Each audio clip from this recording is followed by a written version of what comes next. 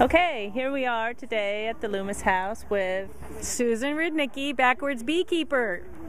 And we're going to talk to Susan a little bit about the methods that the backwards beekeepers are using in contrast to the traditional type of beekeeping. Commercial beekeeping is quite different from backwards beekeeping.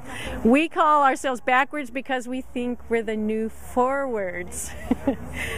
Backwards means that we don't treat our bees with any chemicals or hormones or antibiotics, and we don't manipulate their hive to be at a certain configuration. Okay, can you show us a little bit about what you're doing here today? And so this is a typical hive that somebody would keep bees in. Bees would normally build their hive wherever they want to, sometimes from tree branches, sometimes inside buildings. Typically humans don't have, they have a problem with people or bees being in buildings.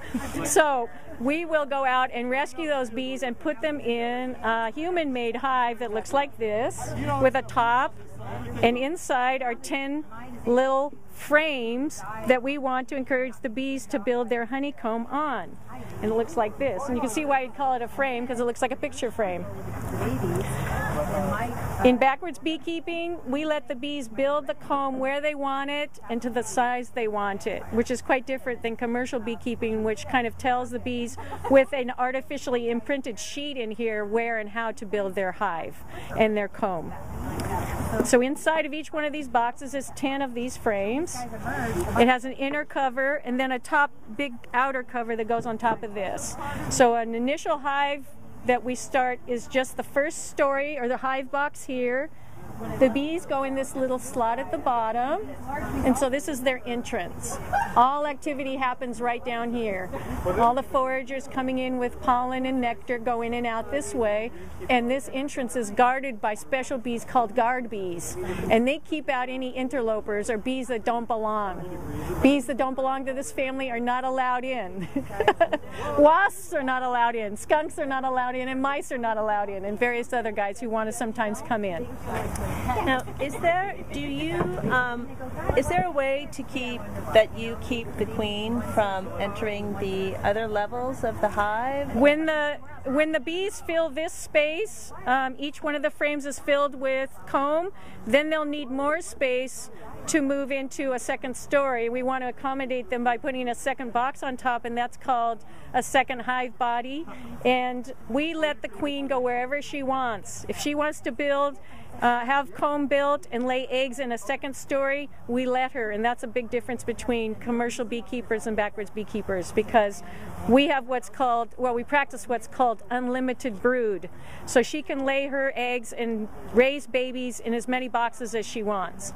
But generally speaking, in a hive like this, the brood will be, or the babies will be in the bottom 2 boxes.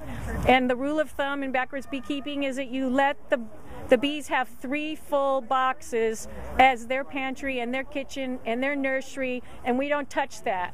And when we want our honey, it only comes from the 4th box and higher. That's just the rule of thumb. And how does that differ from the commercial beekeepers? Commercially, they will put a screen in between the bottom box and all the other levels, so that the queen, being a bigger bee, is not allowed through. The screen is got slots in it that allows the worker bees to go into the upper levels and put honey, but she can't go in and lay eggs. And so she's kind of forced to just have her nursery in only one place. But we think that that doesn't make it for a healthy hive. And where do your bees come from? Our bees come from the environment. We think that locally adapted honeybees are the best thing to have, because they are adapted to the local climate, altitude, heat and weather patterns, foraging patterns, all the plants that grow in the area for nectar and pollen. So we gather our bees from the wild, usually, as I was saying earlier, from homeowners who are disgruntled about having bees in places where they don't want them, in their chimney, in their barbecue, in their irrigation box. I have 3 hives at home, and all of mine have come from these kinds of places. So this is probably the question that you get asked a lot. No, are these bees Africanized bees? Yes, the Africanized question. Sorry, I had to ask.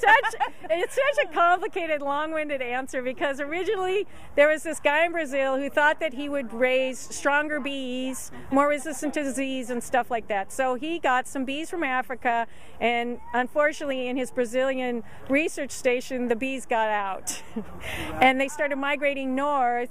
In the process of migration, though, they have interbred with all the local honeybees wherever they encountered them along the way.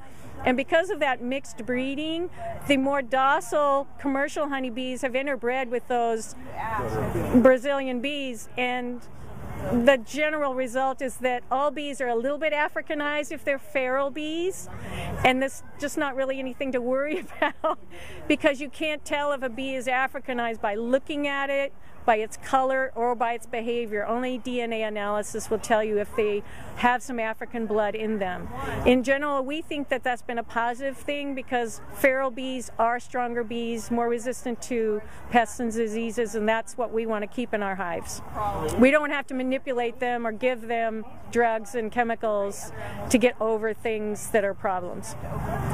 So what kind of services do the Backwards Beekeepers promote, or what is their main objective? Our main objective is to help people have backyard beehives that they enjoy and that pollinate their crops and that they can get honey from, and then they just practice keeping bees, which is so interesting, and it's an amazing